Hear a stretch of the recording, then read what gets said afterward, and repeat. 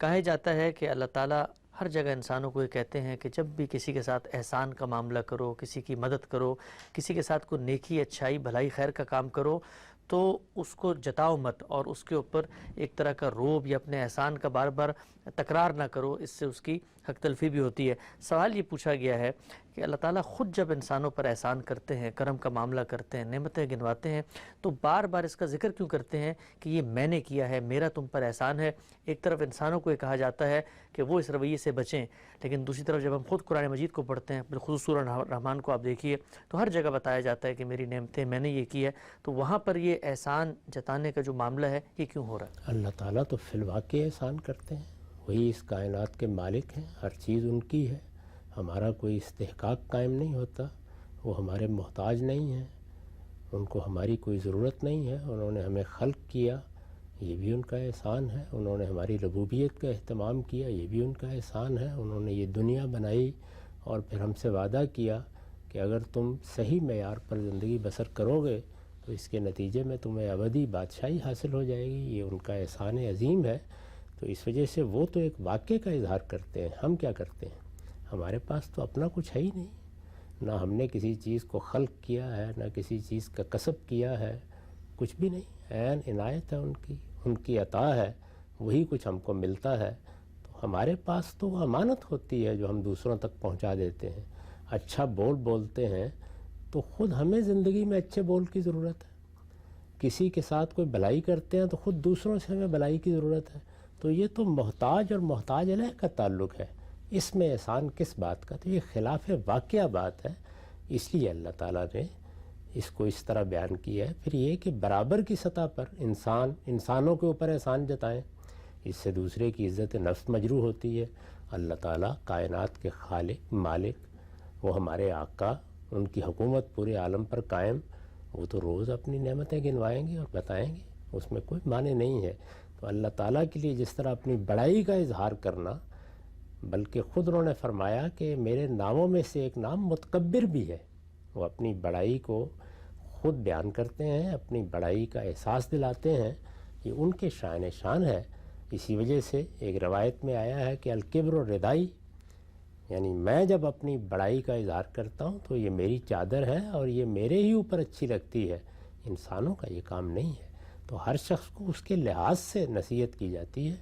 احسان جتانا ہمارے لیے باعث ننگ بھی ہے، باعث شرم بھی ہے، اور اپنے حدود سے تجاوز بھی، اور احسان کرنا ان کا حق ہے، وہ کیوں نہ کریں اپنی مخلوقات پر احسان؟ ساری مخلوقات ان کی محتاج ہیں، وہ کسی کے محتاج نہیں ہے، اللہ الصمد۔ ٹھیک ہے، سبھی نقطہ آپ نے واضح فرمایا۔ آگے بڑھاتے ہیں سلسلہ گفتگو کو۔ یہ بتائیے گا کہ ام الکتاب اور لوح محفوظ کیا الگ الگ ہیں یا ایک ہی کتاب کے دو نام ہیں؟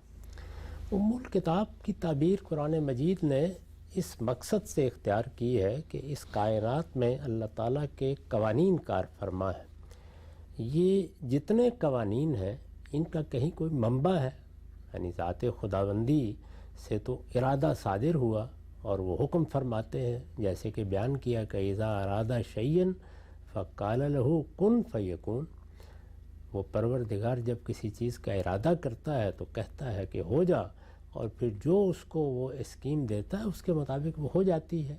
لیکن جب وہ ہوتی ہے تو کسی قانون، کسی قاعدے کے تحت ہوتی ہے۔ قانون اور قاعدے کے تحت ہونے کو خود انہوں نے بھی بیان فرمایا ہے اپنی کتابوں میں، اور ہمارا عمومی مشاہدہ بھی یہ ہے۔ یہ جو ہم دنیا دیکھتے ہیں، کائنات دیکھتے ہیں، پھر اس کے بعد اس میں ہماری اپنی ذہنی تشکیلات وجود میں آ جاتی ہیں، یعنی ایسا نہیں لگتا کہ ہر چیز ہوچ پوچ پڑی ہوئی ہے، بلکہ بڑی آسانی کے ساتھ ہمیں یہ صلاحیت دی گئی ہے کہ ہم ان میں کار فرما چیزوں کے باہمی ربط دریافت کر لیتے ہیں، اسی کو ہم قانون سے تعبیر کرتے ہیں۔ تو یہ جتنی چیزیں ظاہر ہے اپنا کوئی منبع رکھتی ہیں، یہ کہیں سے نکل رہی ہیں، کہیں سے پھوٹ رہی ہیں، تو وہ جہاں سے نکل رہی ہیں، جہاں سے پھوٹ رہی ہیں، اس کا اظہار تو ہوگا۔ ٹھیک ہے، ہم سلسلہ گفتگو کو آگے بڑھاتے ہیں۔ یہ سوال ہے کہ حدیث میں آتا ہے کہ جب میری امت امر بالمعروف و نہی عن المنکر کو چھوڑ بیٹھے گی تو وہی کی برکات سے محروم ہو جائے گی، یہ وہی کی برکات سے کیا مراد ہے؟ یعنی اللہ تعالیٰ نے جو ہمارے اوپر رحمت نازل کی ہے، اور سب سے بڑی رحمت نازل کی ہے، وہ کیا ہے؟ وہ قرآن مجید ہے۔ اسی کو بیان کیا ہے سورہ بقرہ میں کہ یہ اللہ کا بہت بڑا احسان ہے کہ اس نے تمہیں یہ کتاب دی ہے۔ تو یہ کتاب کیسے ملی ہے؟ یہ وحی کے ذریعے سے ملی ہے نا.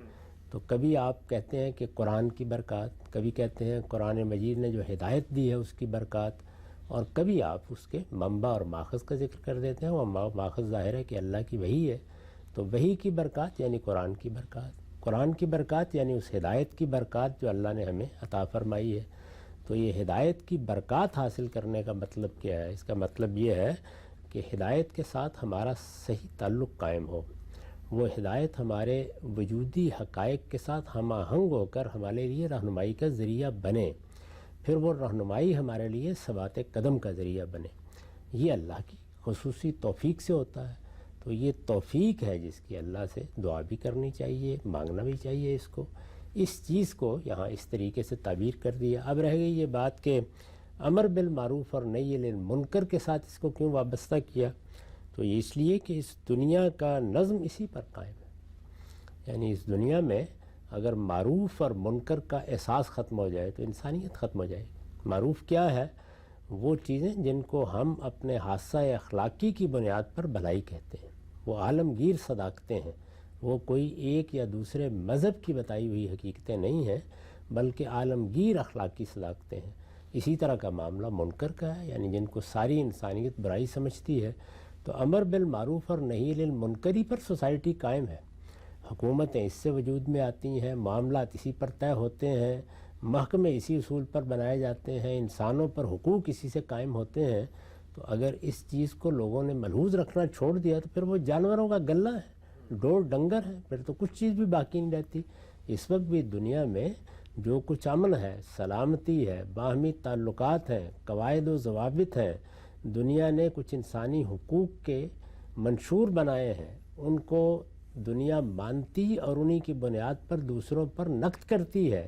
تو کیا چیز ہے یہ وہی معروف منکر کا شعور ہے جو اللہ نے ہمیں عطا فرمایا ہے. تو معروف منکر پر دنیا کا ہے. معروف منکر دنیا کی زندگی ہے.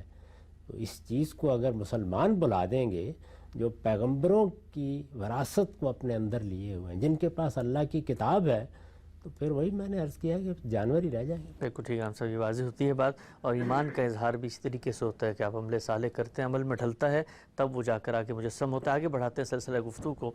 یہ بتائیے گا، جس وقت آپ فرماتے ہیں، اس طرح روایت میں بھی آیا کہ برکت سے محرومی، ہم اور بھی جو دینی لٹریچر ہے، صحابہ اکرام کے آثار ہیں، رسول اللہ صلی اللہ علیہ وسلم کی روایات ہے، وہاں بھی یہ لفظ بہت ہمیں ملتا ہے، برکت سے محرومی یا برکت کا ہونا یا برکت کا حصول. ایک جدید پڑھے لکھے انسان کے لیے بڑا اجنبی تصور ہوتا ہے برکت کا، کیونکہ کہا جاتا ہے کہ ہر چیز علت و معلول کے رشتے پر قائم ہے، کچھ کریں گے نتیجہ نکلے گا. یہ برکت کیا کوئی مافوق الفطرت چیز ہے، مافوق العقل چیز ہے، کوئی خرق عادت چیز ہے؟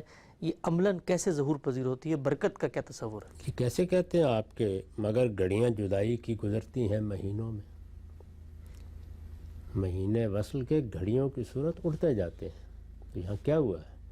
یعنی وہی مہینے ہیں، وہی ان کے دن ہیں، وہی دن کے 24 گھنٹے ہیں. یہ محض آپ کے ریلیشن سے زمین آسمان بدل گئے. یعنی اگر وہ انتظار کے دن ہیں تو یہ معلوم ہوگا کہ موت کا انتظار کرنا پڑ گیا ہے. قیامت گزر جاتی ہے، 2 گھنٹے گزارنے مشکل ہو جاتے ہیں. اور وہی اگر کسی آپ کی محبوب شخصیت کے ساتھ مل بیٹھنے کا وقت ہے تو 2 گھنٹے گزر گئے، 4 گھنٹے گزر گئے، آدمی کو احساس بھی نہیں ہوتا. تو جس طریقے سے ہمارے متعلق ہونے کے نتیجے میں وقت اس طرح نہیں رہتا جس طرح کہ وہ حقیقت میں ہے، اسی طرح اللہ تعالیٰ بھی اپنی برکت چیزوں میں نازل کر دیتے ہیں. اس کا مطلب کیا ہوتا ہے؟ اس کا مطلب یہ ہے کہ وہی وقت ہمارے لیے جو خیر پیدا کر رہا ہے وہ بہت بڑھ جاتا ہے. اسی کے تعلق سے خود ہماری جد و جہد بارآور ہونا شروع ہو جاتی ہے. اس کے ہمارے اوپر اثرات غیر معمولی ہوتے ہیں. وہی کام ہم کرتے ہیں اور اس کے اثرات بڑے محدود ہوتے ہیں، لیکن اسی کام سے بعض اوقات ایسے غیر معمولی اثرات پیدا ہو جاتے ہیں کہ نسلوں کا احاطہ کر لیتے ہیں. تو اس کو برکت سے تعبیر کیا جاتا ہے.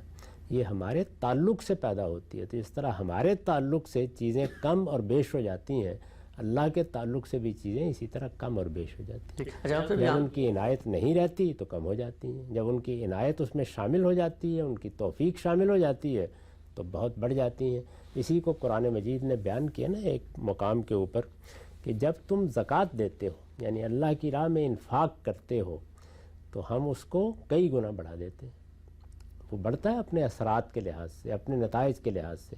اسی طرح سود کے بارے میں یہ کہا ہے کہ یمحق اللہ الربا و یربی الصدقات، یعنی اللہ تعالیٰ سود کا تو مٹھ مار دیتا ہے۔ آپ نے اپنی طرف سے تو کمایا لیکن وہ حقیقت میں آپ کے لیے نتیجہ خیز نہیں ہوا۔ اور یربی الصدقات، اور صدقات کی نشو و نما کرتا ہے، چنانچہ قیامت میں وہ کئی گنا بڑھ جائیں گے۔ تو وہ جو چیزیں قیامت میں بڑھنی ہے وہ نتیجے کے لحاظ سے بڑھنی ہے نا، تو دنیا میں بھی چیزوں کے نتائج نکلتے ہیں، وہ نتائج بعض اوقات جو کچھ آپ کر رہے ہوتے ہیں اس کے لحاظ سے بہت زیادہ ہو جاتے ہیں۔